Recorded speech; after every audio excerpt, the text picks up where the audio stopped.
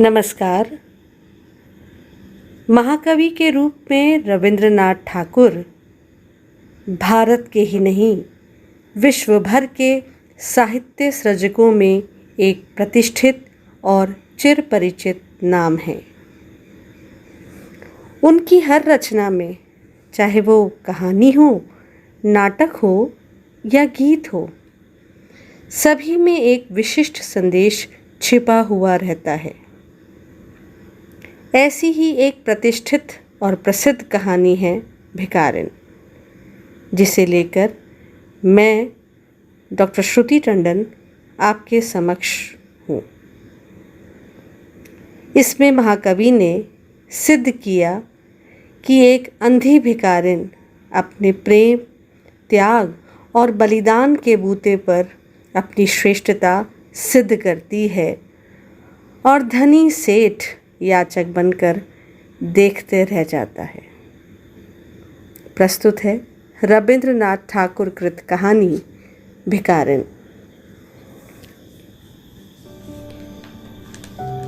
एक अंधी भिखारिन प्रतिदिन मंदिर के दरवाजे पर जाकर खड़ी होती। दर्शन करने वाले बाहर निकलते तो वो अपना हाथ फैला देती और नम्रता से कहती, बाबूजी, अंधी भिखारिन पर दया हो जाए।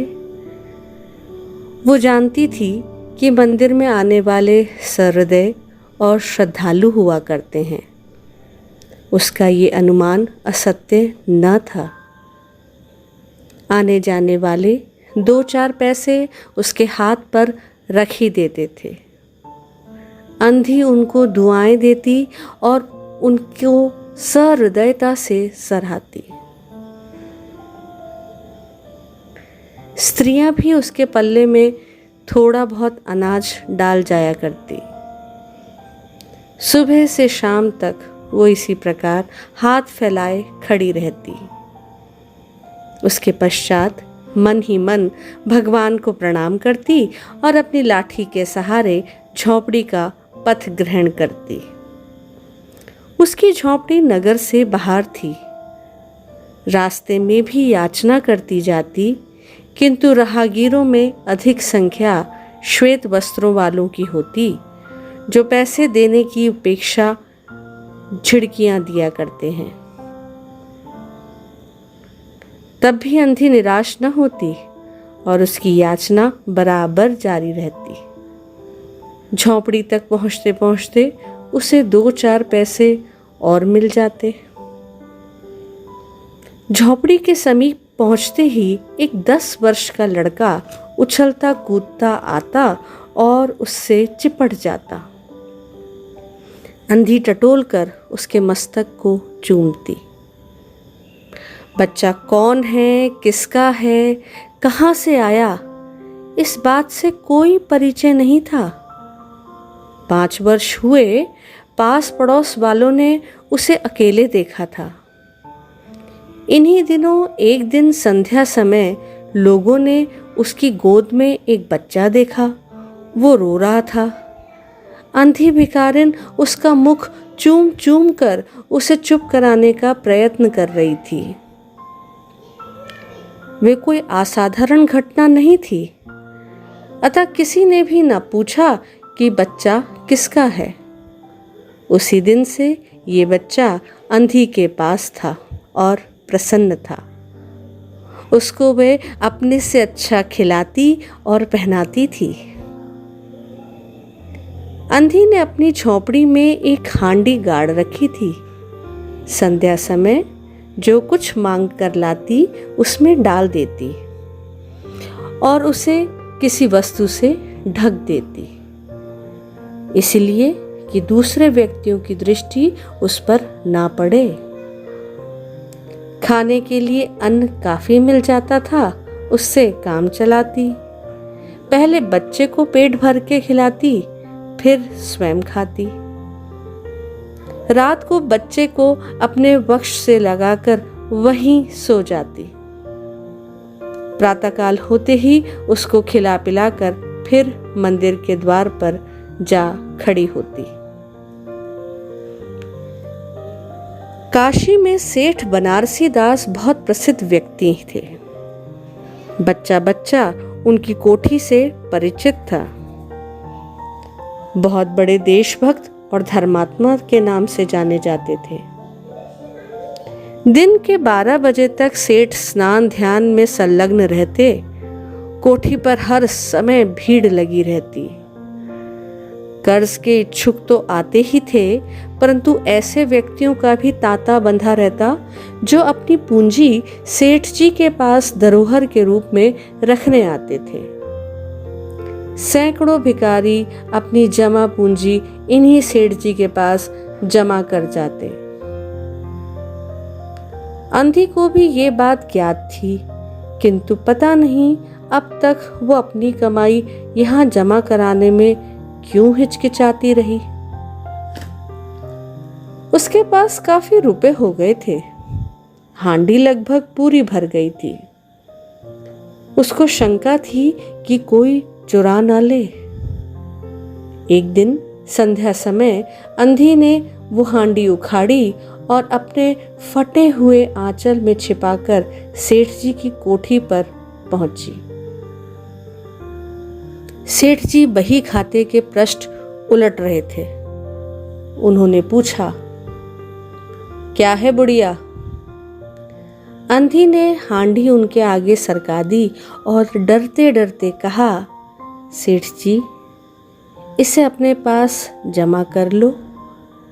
मैं अंधी अपाहिज कहाँ रखती फिरूंगी। सेठ जी ने हांडी की ओर देखकर कहा, इसमें क्या है? अंधी ने उत्तर दिया, भीख मांग मांग कर अपने बच्चे के लिए 2-4 पैसे संग्रह किए हैं। अपने पास रखने से डरती हूँ, कृपया इन्हें आप अपनी कोठी में रख लें। सेठ जी ने मुनीम की ओर संकेत करते हुए कहा, बही में जमा कर लो। फिर बुढ़िया से पूछा, तेरा नाम क्या है? अंधी ने अपना नाम बताया। मुनीम जी ने नगदी गिनकर उसके नाम से जमा कर ली और वो सेठ जी को आशीर्वाद देती हुई अपनी झोपड़ी की राह चल दी। 2 वर्ष बहुत सुख के साथ बीते। इसके पश्चात एक दिन लड़के को ज्वर ने आ दबाया। अंधी ने दवा दारू की, झाड़ू फूंक से भी काम लिया, टोने टोटके की परीक्षा की, परंतु संपूर्ण प्रयत्न व्यर्थ सिद्ध हुए। लड़के की दशा दिन प्रतिदिन बुरी होती गई। अंधी का हृदय टूट गया। साहस ने जवाब दे दिया, वो निराश हो गई। परंतु फिर ध्यान आया कि संभवतः डॉक्टर के इलाज से फायदा हो जाए। इस विचार के आते ही वो गिरती पड़ती सेठ जी की कोठी पर आ पहुंची। सेठ जी उपस्थित थे। अंधी ने कहा, सेठ जी, मेरी जमा पूंजी में से 5-10 रुपए मुझे मिल जाएं तो बड़ी कृपा हो। मेरा बच्चा मर रहा है, डॉक्टर को दिखाऊंगी। सेठ जी ने कठोर स्वर में कहा, कैसी जमा पूंजी, कैसे रुपए? मेरे पास किसी के रुपए जमा नहीं है। अंधी ने रोते हुए उत्तर दिया, 2 वर्ष हुए मैं आपके पास धरोहर रख गई थी, दे दीजिए, बड़ी दया होगी। सेठ जी ने मुनीम की ओर रहस्यमय दृष्टि से देखते हुए कहा, मुनीम जी, जरा देखना तो, इनके नाम की कोई पूंजी है कि नहीं? तेरा नाम क्या है री? अंधी की जान में जान आ गई। आशा बंधी। पहला उत्तर सुनकर उसने सोचा कि सेठ बेईमान है, किंतु अब सोचने लगी संभवतः उसे ध्यान ना रहा होगा। ऐसा धर्मी व्यक्ति भी भला कहीं झूठ बोल सकता है। उसने अपना नाम बता दिया। मुनीम जी ने उलट पलट कर देखा, फिर कहा, नहीं तो इस नाम पर 1 पाई भी जमा नहीं है।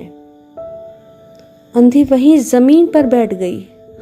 उसने रो रो कर कहा, सेठ जी, परमात्मा के नाम पर, धर्म के नाम पर कुछ दे दीजिए, मेरा बच्चा जी जाएगा, मैं जीवन भर आपके गुण गाऊंगी। परंतु सेठ जी ने एक ना सुनी और क्रुद्ध होकर उत्तर दिया, जाती है या नौकर को बुलाऊं? अंधी लाठी टेक कर खड़ी हो गई और सेठ जी की ओर मुंह करके बोली, अच्छा, भगवान तुम्हें बहुत दे, और अपनी झोपड़ी की ओर चल दी। ये आशीष न थी, बल्कि एक दुखी का शाप था। बच्चे की दशा बिगड़ती गई। दवा दारू हुई ही नहीं, फायदा क्यों कर होता। एक दिन उसकी अवस्था चिंताजनक हो गई। प्राणों के लाले पड़ गए। उसके जीवन से अंधी भिखारिन भी निराश हो गई। सेठ जी पर रह रह कर उसे क्रोध आता था। इतना धनी व्यक्ति 2-4 रुपए दे देता तो क्या चला जाता, और फिर मैं उससे कुछ दान नहीं मांग रही थी, अपने ही रुपए मांगने गई थी। सेठ जी से घृणा हो गई। बैठे बैठे उसे कुछ ध्यान आया। उसने बच्चे को अपनी गोद में उठा लिया और ठोकरें खाती गिरती पड़ती सेठ जी के पास पहुंची और उनके द्वार पर धरना देकर बैठ गई। बच्चे का शरीर बुखार से भभक रहा था और अंधी का कलेजा भी। एक नौकर किसी काम से बाहर आया। अंधी भिखारिन को बैठा देखकर उसने सेठ जी को सूचना दी। सेठ जी ने आज्ञा दी कि उसे भगा दो। नौकर ने अंधी से चली जाने को कहा, किंतु वो उस स्थान से हिली तक नहीं। मारने का भय दिखाया, पर वो टस से मस ना हुई। उसने फिर अंदर जाकर कहा कि वो नहीं टलती। सेठ जी स्वयं बाहर पधारे। देखते ही पहचान गए। बच्चे को देखकर उन्हें बहुत आश्चर्य हुआ। उसकी शक्ल सूरत उनके मोहन से बहुत मिलती जुलती है। 7 वर्ष हुए तब मोहन किसी मेले में खो गया था। उसकी बहुत खोज की, पर उसका कोई पता न मिला। उन्हें स्मरण हो आया कि मोहन की जांघ पर एक लाल रंग का चिन्ह था। इस विचार के आते ही उन्होंने अंधी की गोद के बच्चे की जांघ देखी। चिन्ह अवश्य था, परंतु पहले से कुछ बड़ा। उनको विश्वास हो गया कि बच्चा उन्हीं का है, परंतु तुरंत उसको छीनकर अपने कलेजे से चिपटा लिया। शरीर ज्वर से तप रहा था। नौकर को डॉक्टर लाने के लिए भेजा और स्वयं मकान के अंदर चल दिए। अंधी भिखारिन खड़ी हो गई और चिल्लाने लगी, मेरे बच्चे को ना ले जाओ, मेरे रुपए तो हजम कर गए, अब क्या मेरा बच्चा भी मुझसे छीनोगे? सेठ जी बहुत चिंतित हुए और कहा, बच्चा मेरा है, यही एक बच्चा है। 7 वर्ष पूर्व कहीं खो गया था, अब मिला है, सो इसे कहीं नहीं जाने दूंगा और लाख यत्न करके भी इसके प्राण बचाऊंगा। अंधी ने एक जोर का ठाका लगाया। तुम्हारा बच्चा है, इसलिए लाख यत्न करके भी उसको बचाओगे। मेरा बच्चा होता तो उसे मर जाने देते। क्यों? ये भी कोई न्याय है? इतने दिनों तक खून पसीना एक करके उसको पाला है, मैं उसको अपने हाथ से नहीं जाने दूंगी। सेठ जी की अजीब दशा थी। कुछ करते धरते बन नहीं पड़ता था। कुछ देर वहीं मौन खड़े रहे, फिर मकान के अंदर चले गए। अंधी भिखारिन कुछ समय तक खड़ी रोती रही, फिर वह भी अपनी झोपड़ी की ओर चल दी। दूसरे दिन प्रातःकाल प्रभु की कृपा हुई। यह दवा ने जादू का सा प्रभाव दिखाया। मोहन का ज्वर उतर गया। होश आने पर उसने आँख खोली तो सर्वप्रथम शब्द उसकी जबान से निकला, माँ। चहुं और अपरिचित शक्लें देखकर उसने अपने नेत्र फिर बंद कर लिए। उस समय से उसका ज्वर फिर अधिक होना आरंभ हो गया। माँ माँ की रट लगी हुई थी। डॉक्टरों ने जवाब दे दिया। सेठ जी के हाथ पांव फूल गए। चहुं और अंधेरा दिखाई पड़ने लगा।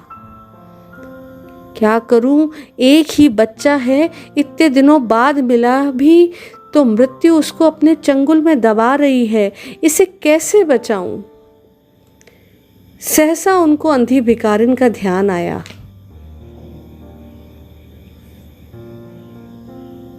पत्नी को बाहर भेजा कि देखो कहीं अब तक वो द्वार पर ना बैठी हो, परंतु वो वहां कहां।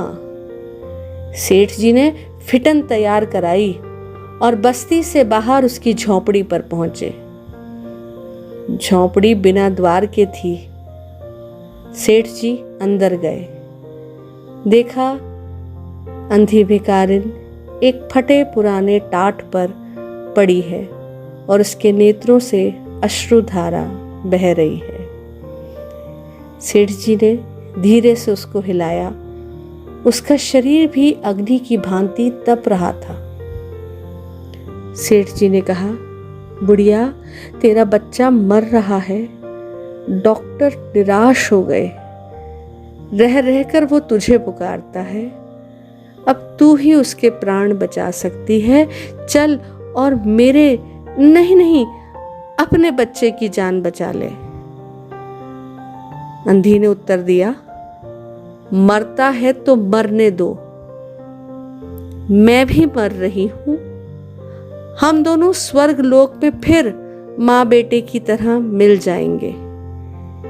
इस लोक में सुख नहीं है। वहां मेरा बच्चा सुख में रहेगा। मैं वहां उसकी सुचारू रूप से सेवा करूंगी। सेठ जी रो दिए। आज तक उन्होंने किसी के सामने सिर ना झुकाया था, किंतु इस समय अंधी भिखारिन के पांवों पर गिर पड़े और रो रो कर कहने लगे, ममता की लाज रख लो, आखिर तुम भी उसकी माँ हो। चलो, तुम्हारे जाने से ही वो बच जाएगा। ममता शब्द ने अंधी को विकल कर दिया और उसने तुरंत कहा, अच्छा चलो। सेठ जी सहारा देकर उसे बाहर लाए और फिटन पर बिठा दिया। फिटन घर की ओर दौड़ने लगी। उस समय सेठ जी और अंधी भिखारिन दोनों एक ही दशा में थे। दोनों की यही इच्छा थी कि शीघ्र से शीघ्र अपने बच्चे के पास पहुंच जाएं। कोठी आ गई। सेठ जी ने सहारा देकर अंधी को उतारा और अंदर ले गए। भीतर जाकर अंधी भिखारिन ने मोहन के माथे पर हाथ फेरा। मोहन पहचान गया कि यह उसकी मां का हाथ है। उसने तुरंत नेत्र खोल दिए और उसे अपने समीप खड़े हुए देखकर कहा, मां, तुम आ गई? अंधी ने स्नेह से भरे स्वर में उत्तर दिया, हाँ बेटा, तुम्हें छोड़कर कहाँ जा सकती हूँ। अंधी भिखारिन मोहन के सिराने बैठ गई और उसने मोहन का सिर अपनी गोद में रख लिया। उसको बहुत सुख अनुभव हुआ और वो उसकी गोद में तुरंत सो गया। दूसरे दिन से मोहन की दशा अच्छी होने लगी और 10-15 दिन में वो बिल्कुल स्वस्थ हो गया। जो काम हकीमों के जोशंदे, वैद्यों की पुड़िया और डॉक्टरों के मिक्सचर ना कर सके, वो अंधी की स्नेहमयी सेवा ने पूरा कर दिया। मोहन के पूरी तरह स्वस्थ हो जाने पर अंधी ने विदा मांगी। सेठ जी ने बहुत कुछ कहा सुना कि वो उन्हीं के पास रह जाए, परंतु वो सहमत ना हुई। विवश होकर सेठ जी को उसे विदा करना पड़ा। जब वो चलने लगी तो सेठ जी ने रुपयों की एक थैली उसके हाथ में दे दी। अंधी ने मालूम किया इसमें क्या है। सेठ जी ने कहा, इसमें तुम्हारे धरोहर है, तुम्हारे रुपए, मेरा वो अपराध। अंधी ने बात काट कर कहा, ये रुपए तो मैंने तुम्हारे मोहन के लिए संग्रह किए थे, उसी को दे देना। अंधी ने थैली वहीं छोड़ दी और लाठी टेकती हुई चल दी।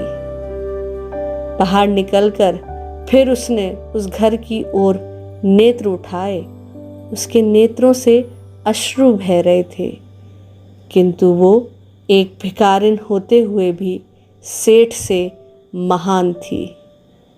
इस समय सेठ याचक था और वो भिखारिन दाता थी।